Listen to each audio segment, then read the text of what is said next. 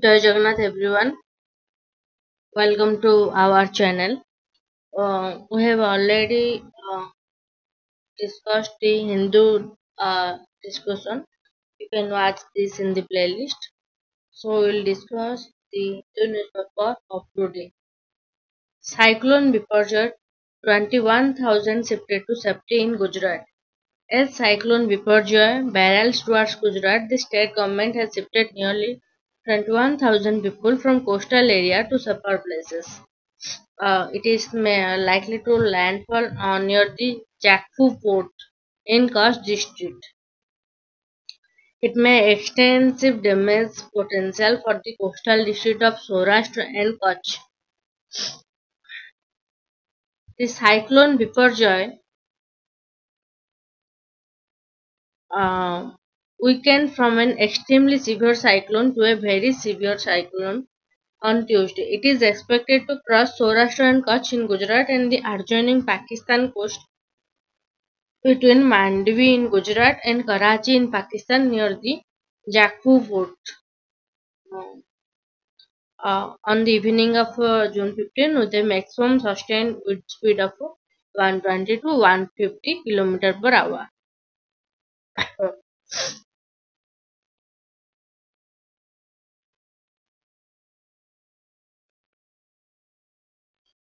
So up to 6-meter high tidal waves are likely to inundate low-lying areas of Saurashtra and Kutch coast. So what is the meaning of inundate? It is basically that is filled beyond its capacity. That means the low-lying areas may be filled with the high tidal waters.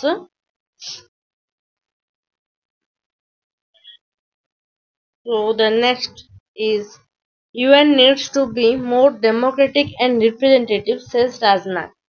Defense Minister says the more legitimacy of the United Nations is undermined when India, the most populous nation, is not a permanent member of the UN Security Council. He stresses that the global organization must reflect current realities. So the defense minister said that the time had come for the UN and its bodies to be more democratic and representative of the current realities of our age. So you can see that Rajnath Singh at the 75th anniversary of UN Peacekeepers Day in New Delhi on Tuesday. When India, it is the most populous nation, it does not find a seat as a permanent member of the UNSC. So there are five number of permanent members in the United Nations. It tends to undermine the moral legitimacy of the United Nations. So a seminar, Mr. Singh attended a seminar organized by the Army along with the Center for Land Warfare Studies and Center for UN Peacekeeping to celebrate 75 years of UN peacekeeping. India has been one of the top troop contributing nations to UN peacekeeping operations. Yes, it has contributed approximately 2.7 lakh troops to the mission so far. So, Mr. Rajnath called for an innovative approaches and enhanced cooperation among responsible nations. He stressed that uh, the approaches must be innovative and the enhanced cooperation between the responsible nations for the safety and effectiveness of UN peacekeepers. Uh, it is the main focus.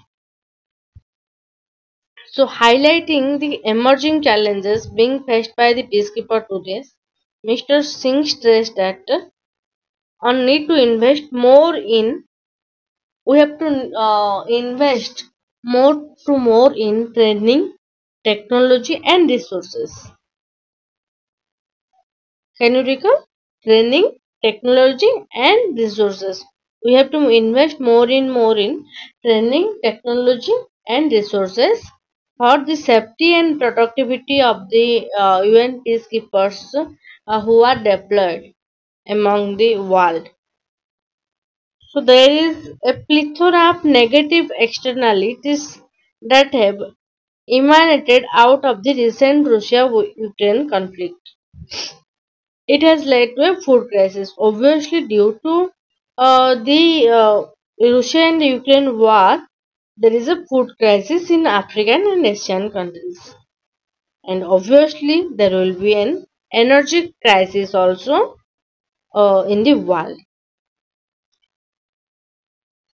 So if there is a conflict in another one place, then its effect will be can be resumed in all over the world. It could be easily demarcated in the all over the world.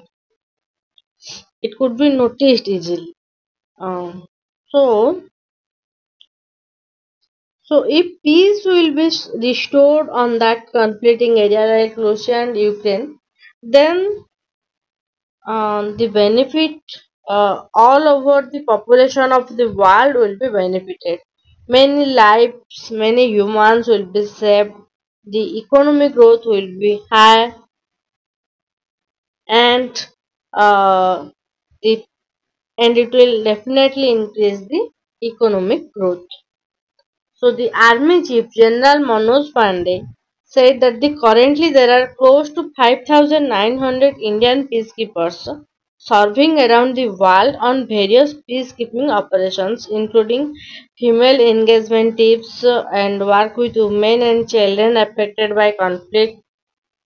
Since the first deployment in 1950, Indian peacekeepers have served in almost all UN missions across four continents, making us the largest contributor to UN peacekeeping effort, both in terms of personnel and resources. That means India is providing very much effort for the UN peacekeeping by means of deploying many more personnel and supplying many more resources.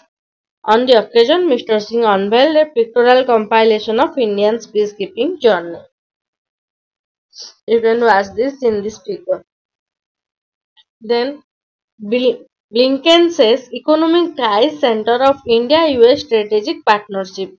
You all know that the Mr. Modi has been invited by US President Joe Biden and Jill Biden for a state visit for a state dinner on June 22. So the ambassador of India to the US transits Sudhu Sandhu with Antony Blinken at the India Idea Summit. So there was the in the US there is the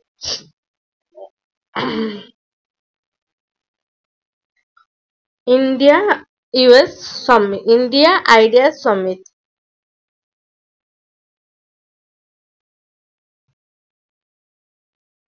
Economic ties are at the heart of the India-US strategic partnership, and the two countries are helping shape innovation of the future and norms governing them. So the India Idea Summit of the US India Business Council, that is USIBC, Mr. Blinken on that meeting said that at the heart of our strategic partnership is our economic ties. So the our partnership is for the economic development, and under the leadership of Prime Minister Narendra Modi and private sector leaders like you, it is growing stronger by the day. So it's Mr. Blinken added that the last year trade between the two countries reached a record of $191 billion, making the US the largest trading partner for India. American companies have invested at least $54 billion in India from manufacturing to telecommunication. In the US, he said Indian companies had invested over 40 billion in IT and pharmaceuticals and more, supporting 4,25,000 jobs. So India had invested $40 billion in US, and US has invested $191 billion in India. So this February, Air India announced the historical purchase of more than 200 Boeing aircraft that will support an estimated 1 million plus jobs across 44 states. We see this defining relationship, no? Uh, in our unique connection as the world's oldest and largest democracy with a special obligation to demonstrate that our government can deliver for and empower all our citizens. India has joined three pillars of our new Indo-Pacific economic framework. That is, what are the three new Indo-Pacific economic framework? It is committing to build more resilient supply chain, siege clean energy opportunity. Third is combat to corruption. Together, we are helping to shape the innovation of future and the norms governing them, from artificial intelligence to quantum computing. So, the US IBC co-hosted a roundtable where the two governments inaugurated a new initiative on critical and emerging technology in January 2023. According to Mr. Blinken, the trajectory of the India-US partnership is filled with promise. So, this is according to Blinken's economic ties of India-US strategic partnership. Then the editorial news. The next step. You know that there is a Manipur conflict and Union Home Minister Amit Shah visited Manipur, and there was a committee made to investigate about the probe, and for peacekeeping there was also a committee. So just that in the aftermath of a community, a return to normalcy must be necessary basis to address the grievances of the affected party that led to the conflict in first place. Return to normalcy is the first step before grievances are taken to prevent another conflict from emerging. So before the grievance redressal or before the grievance should be here, there must be the normalcy in the peace situation of the Manipur. There must be peace in Manipur.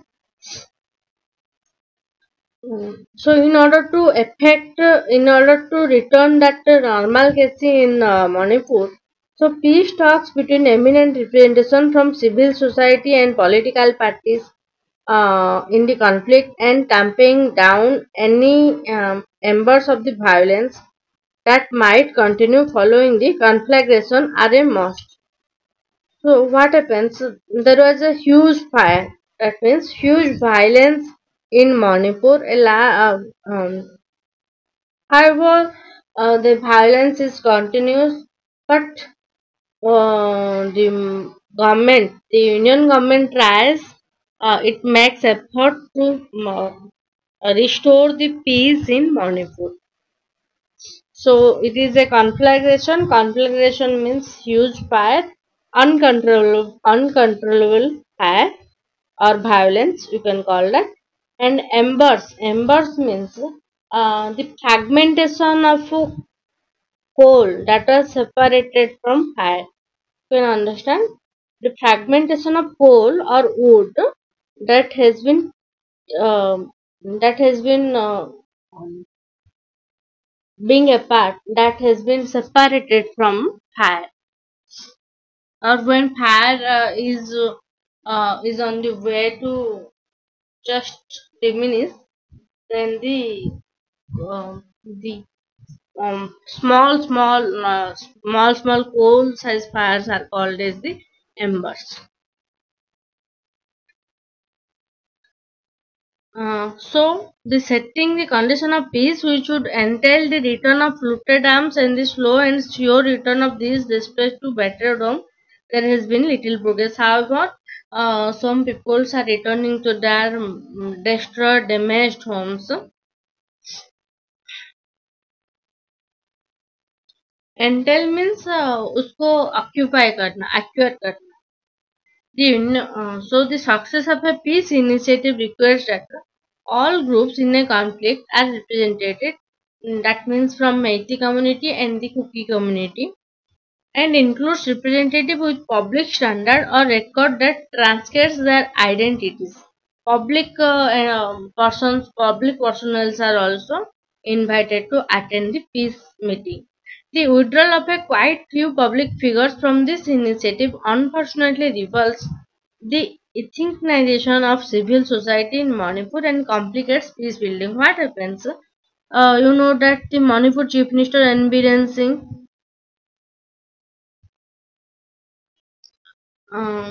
belongs to which community? He also belongs to a single community. That's why the issue is very much more.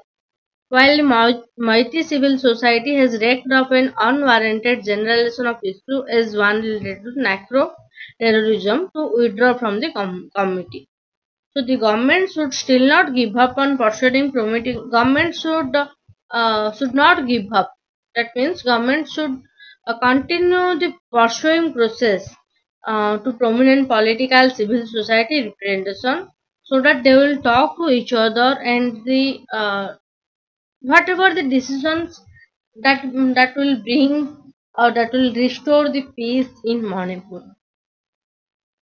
However, it requires the edges of Union government to push this envelope of any further step on the issue.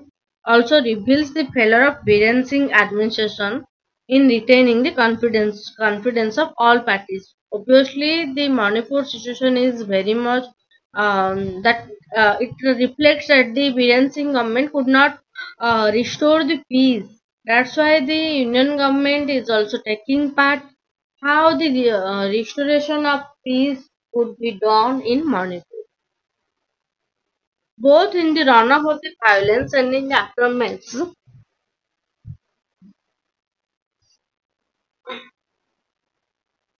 Both in the run-up of the violence and its aftermath have either been ineffectual or shown of an inability to, to govern effectively. Let's see what happens. The peace in Manipur will be restored or not, or when it will be restored. It lies in future. Let's see what happens in the next upcoming days. Mushing on the frictions in Indian Canada times.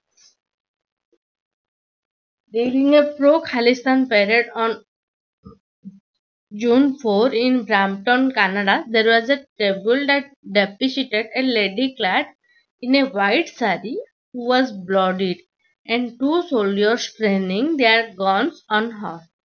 The board behind her did the board was Revenge of Attack on Sri Darbar Sahib.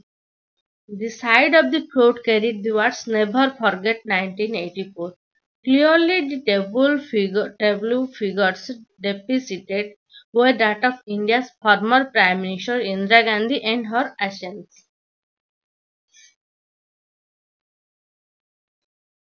So, in a media conference on June 8 to commemorate 9 years of Prime Minister Narendra Modi's administration, the External Affairs Minister S. Jaishankar was asked about the Brampton table.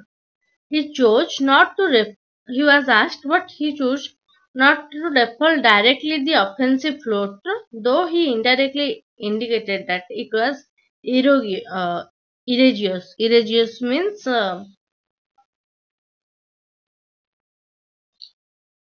aggressive. Instead, he focused, as he put it, on the bigger issue the space Canada gives to separatists, to extremists, to people who advocate violence. It is not good for the relationship for Canada. Mr. Jaishankar did well to speak out openly and forcefully on Canada's hypocritical approaches on human rights issue and its decades-long disdain for the territorial integrity of India. However, he did not take the directly name of Indira Gandhi. The glorification of revenge by the anyone for the assassination of Indian Prime Minister is an issue beyond party politics or personal picture. for its concerns the dignity of the nation, because the Prime Minister is not belong to a single party or political party. He is the symbol of a nation. So this is so, even if a Prime Minister took actions like Indira Gandhi in June 1984 that were controversial, and the Congress party's role in the anti-Sikh 1984 riots was condemnable. Ironically, while Mr. Jaishankar did not name Indira Gandhi, the Canadian High Commissioner to Indian Cameron Mackes to India, Canadian High Commissioner to India is Cameron McKay. Just recall, it will be asked in one day exam. He tweeted that I am appalled by reports of an event in Canada that celebrated the assassination of late Indian Prime Minister Indira Gandhi. Indeed, the country's position would be better and more credibly articulated if the able, popular, and powerful politician that Mr. Jaishankar has become does not completely obscure his former avatar of a distinguished diplomat. So, what is diaspora and foreign policy? The ethnic Indian community, including the Sikh, play a very important role in Canada's public life. There are currently some ethnic Indians in Prime Minister Justin Trudeau's cabinet. Just remember, Canada's Prime Minister is Justin Trudeau.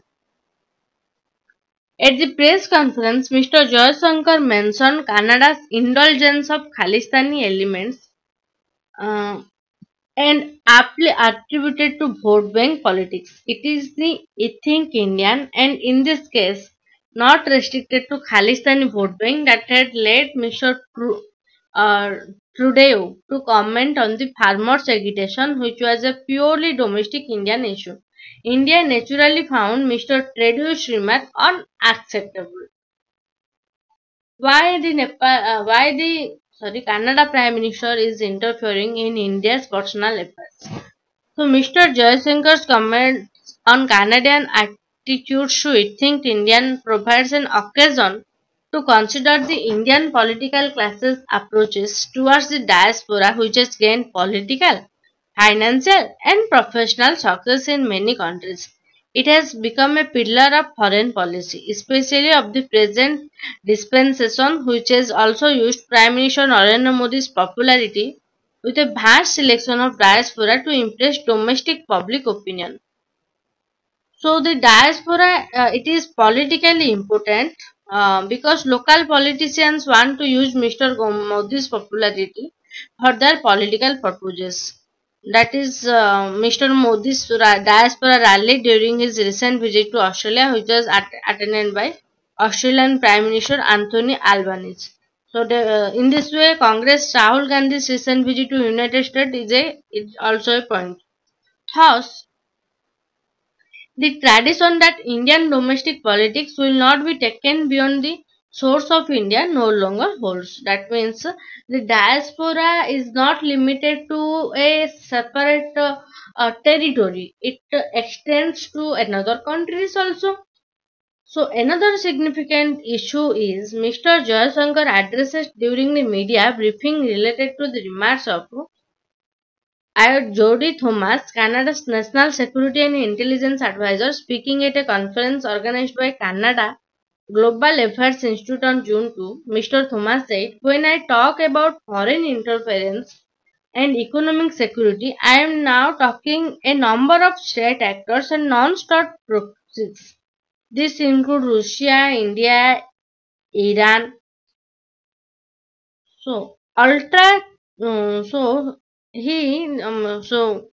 he rightly dismissed Mr. Thomas' comment on doubt. India cannot be accused of seeking to influence Canadian domestic affairs. That means India is not interested to interfere in Canada's domestic affairs, but the diplomats openly interact with Indian diaspora there. How? By means of showing this table of an Indian woman of Indian Prime Minister's assassination. Indian diplomats have the obligation to point to the diaspora. and others to the harmful impact of bilateral ties with Canadian politicians support separatism in India. These diplomatic activities cannot be constituted as interference in Canada's internal affairs. Just remember. Canadian politics. The harsh reality of current Canadian political situation is that Mr. Trudeau is critically dependent on the New Democratic Party. Why? For his government's survival. And Jagmeet Singh, who is the leader of a New Democratic Party, is a committed Khalistan sympathizer. He had asked Mr. Trudeau to intervene in the events in Punjab surrounding radical preacher Amritpal Singh's activities. Coming from a Canadian government ally, this was naturally unacceptable. It could not be accepted in India. Bilateral ties are passing through difficult times, but cooperation in many areas continues. One eye-catching one is the cannabis medicine project. So I think we have covered more important topics, that is the India Canada ties and the Manipur and the extinction of and the restoration of peace, how the peace could be restored in Manipur. Then the economic strategy ties in India US partnership. Then the India must be the member of UN Security UN UNSC's permanent member. Then the Biparjoy cyclone Biparjoy. So this is for today's The Hindu. Thank you for watching. We will we will cover topic wise papers on topic wise articles. So stay tuned for the articles. Thank you for watching. We will meet in the next video of the Hindu discussion.